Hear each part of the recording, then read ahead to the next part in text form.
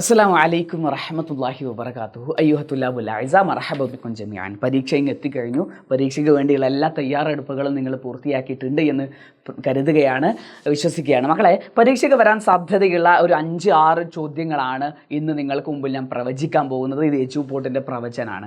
Okay, പരീക്ഷയ്ക്ക് ഇന്ന് ചോദിക്കാൻ സാധ്യതയുള്ള ചോദ്യങ്ങളിൽ വെച്ച് ഒന്നാമത്തെ ചോദ്യം, നഖറ അൽ ഫിക്റ വനുജീബ അനിൽ അസ്ഇലത്തിൽ ആതിയ. നൽകിയിട്ടുള്ള പാരഗ്രാഫ് വായിക്കുക, എന്നിട്ട് ചോദ്യങ്ങൾക്ക് ഉത്തരം നൽകുക എന്നതായിരിക്കും ഒന്നാമത്തെ ചോദ്യം. ആ ഒരു ചോദ്യം എങ്ങനെയാണ് ചെയ്യേണ്ടത് എന്ന് നമ്മുടെ ലൈവിലൂടെ, റിവിഷൻ ലൈവിലൂടെയും മറ്റ് ലൈവിലൂടെയും ഒക്കെ നമ്മൾ പറയുന്നുണ്ട്. ആ ഭാഗം നിങ്ങൾ നല്ല രീതിയിൽ അറിഞ്ഞു വെക്കണം.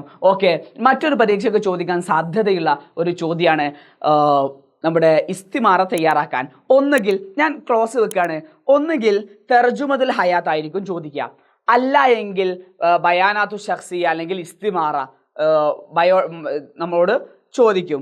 അതും അല്ലെങ്കിൽ നമ്മളോട് ചോദിക്കാൻ സാധ്യതയുള്ളത് എന്തെങ്കിലും മറ്റേ കൃഷി ഓഫീസിൽ നിന്ന് കോഴിക്കുഞ്ഞുങ്ങൾ ആവശ്യപ്പെട്ടുകൊണ്ട് അല്ലെങ്കിൽ വൃക്ഷ തൈകൾ ആവശ്യപ്പെട്ടുകൊണ്ടുള്ള ഒരു ലെറ്റർ, ഒരു ഫോം ഫില്ല് ചെയ്യാനുള്ള ചോദ്യം. ഈ 3 എണ്ണത്തിൽ ഏതെങ്കിലും ഒന്ന് നമുക്കുണ്ടാവും. ഒന്നെങ്കിൽ തർജുമത്തുൽ ഹയാത്ത് ആയിരിക്കും, അല്ലെങ്കിൽ ഇസ്തിമാറ അല്ലെങ്കിൽ ബയാനാത്തു ശഖ്സി ആയിരിക്കും, അതും അല്ലെങ്കിൽ ഇസ്തിമാറ അലി ത്വലബൽ മുസാഅദാത്ത്, എന്തെങ്കിലും ആവശ്യങ്ങളൊക്കെ നേടുന്നതിന് വേണ്ടിയുള്ള എന്തെങ്കിലും സഹായങ്ങൾ ആവശ്യപ്പെട്ടുകൊണ്ടുള്ള ഒരു ഫോർമാറ്റ് ആയിരിക്കും. ഇതാണ് പരീക്ഷയ്ക്ക് ചോദിക്കാൻ സാധ്യതയുള്ള രണ്ടാമത്തെ ചോദ്യമായിട്ടുള്ളത്. മറ്റൊന്ന് ഒരു സംഭാഷണം ഉണ്ടായിരിക്കും. നാലാമതായിട്ട് ഒരു കവിത പരീക്ഷയ്ക്ക് നിർബന്ധമായിട്ടും ഉണ്ടായിരിക്കും. ഇത്രയും കാര്യങ്ങൾ നമ്മൾ പഠിച്ചു കഴിഞ്ഞാൽ ഗ്രാമർ ഭാഗത്തേക്കാണ് ഇനി നമ്മൾ പോകേണ്ടത്. ഗ്രാമർ ഭാഗത്ത് അതത് മഅദൂദ് നിർബന്ധമായിട്ടുണ്ടാവും.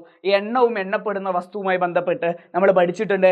അതിൽ നിങ്ങൾക്ക് ചോദിക്കുവാൻ സാധ്യതയുള്ളത് 11, 12, 11നും 12നും ഒരു നിയമമാണ്, 13 മുതൽ 19 വരെ മറ്റൊരു നിയമമാണ്, 20ന് മറ്റൊരു നിയമമാണ്. നിങ്ങൾക്ക് ഏറ്റവും ഇഷ്ടം 20 ആയിരിക്കും എന്നാണ് ഞാൻ കരുതുന്നത്. 20 എന്തായാലും ക്വസ്റ്റ്യൻ പേപ്പറിൽ ഉണ്ടാകും. ഗ്രാമർ ഭാഗത്ത് നിന്ന് ചോദിക്കാൻ സാധ്യതയുള്ള വളരെ പ്രധാനപ്പെട്ട മറ്റൊരു ചോദ്യമാണ് ജുംല ഇസ്മിയ, ജുംല ഫിഅലിയ. ജുംല ഇസ്മിയ, ജുംല ഫിഅലിയ എന്ന് വെച്ചാൽ ഒരു ഫിഅൽ വെച്ച് ആരംഭിക്കുന്ന ജുംലകളെ ജുംല ഫിഅലിയ എന്നും, ഒരു ഇസ്മ വെച്ച് ആരംഭിക്കുന്ന ജുംലകളെ ജുംല ഇസ്മിയ എന്നും പറയും. ഇത് മനസ്സിലാക്കി കഴിഞ്ഞാൽ ആ ഭാഗം ക്ലിയർ ആണ്. നിങ്ങൾക്ക് പരീക്ഷയ്ക്ക് ചോദിക്കാൻ സാധ്യതയുള്ള വളരെ പ്രധാനപ്പെട്ട മറ്റൊരു ചോദ്യമാണ്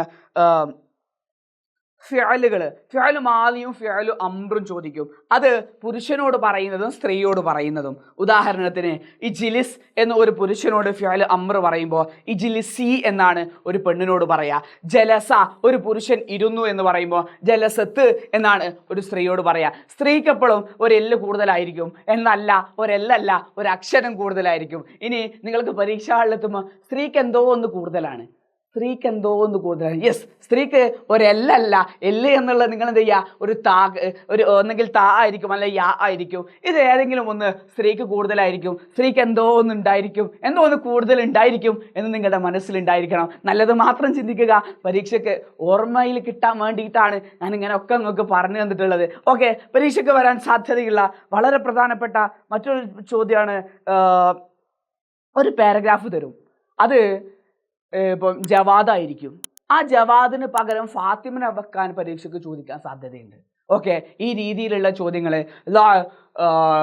ഫാത്തിമ ഫി മക്കാനി ജവാദ്, ഫാത്തിമയുടെ സ്ഥാനത്ത് ജവാദിനാക്കുക, ജവാദിൻ്റെ സ്ഥാനത്ത് ഫാത്തിമനാക്കുക. ഈ രീതിയിലുള്ള ചോദ്യങ്ങളൊക്കെ പരീക്ഷയ്ക്ക് ഉണ്ടാവും. എന്തൊക്കെ പറഞ്ഞാലും നമ്മുടെ വീഡിയോസ്, നമ്മുടെ കണ്ടന്റ് വീഡിയോസ് കണ്ടു കഴിഞ്ഞ ഒരു കുട്ടീനെ സംബന്ധിച്ച്, നമ്മുടെ 2 ലൈവ് അറ്റൻഡ് ചെയ്ത ഒരു കുട്ടീനെ സംബന്ധിച്ച്, നമ്മുടെ മോർണിംഗ് ബൂസ്റ്റർ അറ്റൻഡ് ചെയ്ത ഒരു കുട്ടീനെ സംബന്ധിച്ച് ആ കുട്ടിക്ക് പരീക്ഷയിൽ കിട്ടാനുള്ളത് അത് A+ ആയിരിക്കും എന്നത് നമ്മുടെ ഉറപ്പാണ്. ഇത് നമ്മുടെ ഗ്യാരണ്ടിയാണ്. ഓക്കെ, ഇൻഷാ അല്ലാഹ് ക്ലാസ്സുകൾ നല്ല രീതിയിൽ അറ്റൻഡ് ചെയ്യുക. സംശയങ്ങൾ എന്തെങ്കിലും ഉണ്ടെങ്കിൽ നിങ്ങൾ ചോദിക്കുക. നമുക്ക് വീണ്ടും പരീക്ഷ കഴിഞ്ഞിട്ട് അല്ലെങ്കിൽ മോർണിംഗ് ബൂസ്റ്ററിൽ കാണാം എന്ന് മാത്രം ഉറപ്പ് നൽകുകയാണ്. ഓക്കെ, അതുവരേക്കും മാസ്സലാം.